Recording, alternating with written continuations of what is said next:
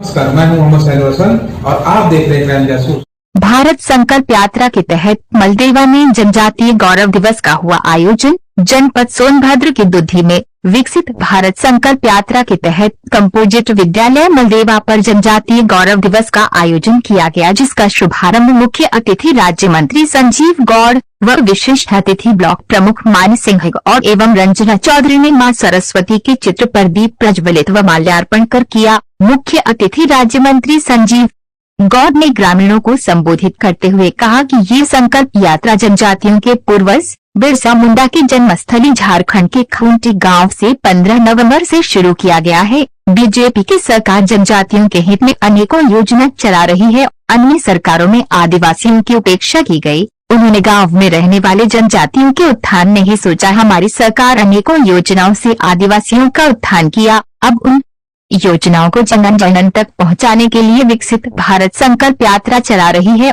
जो गांव गांव तक जन जागरूकता फैला रही है। हमारी सरकार बिना भेदभाव, बिना जातिवाद को लेकर सबका साथ, सबके विकास के तर्ज पर काम कर रही है। 2017 से पहले प्रदेश में विकास की स्थिति ठीक नहीं थी। हमारी सरकार अंतिम व्यक्ति को अगली पंक्ति में लाने का काम कर रही है। विशिष्ट अतिथि मान सिंह गौड़ ने कहा कि प्रधानमंत्री का सपना है 2047 तक भारत विकसित हो। मुख्यमंत्री योगी आदित्यनाथ ही सरकार की योजनाओं को जनता तक पहुंचाने के लिए गांव गांव जनजातीय गौरव दिवस मना रही है। सरकार सभी के हित में अनेकों योजना चला रही है। उन्होंने कहा कि जब सभी लोग योगदान देंगे तो हमारा भारत जल्द ही विकसित हो जाएगा। अंत में ग्रामीणों को विकसित भारत संकल्प यात्रा की शपथ दिलाई गई। उसके बाद निपुण लक्ष्य पूरा किए 12 बच्चों को प्रमाण पत्र भी मुख्य अतिथि के हाथों सौंपा गया। इसके बाद अतिथियों ने महिलाओं की गोद भराई व नवजातों का अन्नप्राशन की रस्म भी पूरा किया और योजनाओं के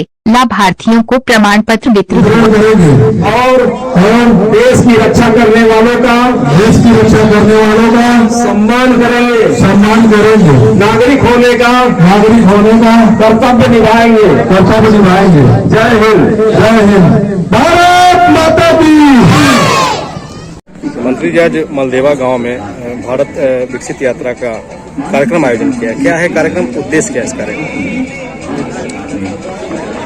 आज विकासखंड दुधी में मलदेवा गांव में विकसित भारत संकल्प यात्रा का मुख्य उद्देश्य देश के यशस्वी प्रधानमंत्री नरेंद्र भाई मोदी जी के नेतृत्व में देश को 2047 तक पूर्ण रूप से विकसित कराने के लिए और देश के आज़ादी के 70 साल बीत जाने के बावजूद भी आज हमारी जो गांव में रहने वाले, जो अंतिम पायदान में जो रहने वाले अंतिम व्यक्ति हैं, उन तक सरकारी योजनाओं का लाभ नहीं पहुंच पाया है।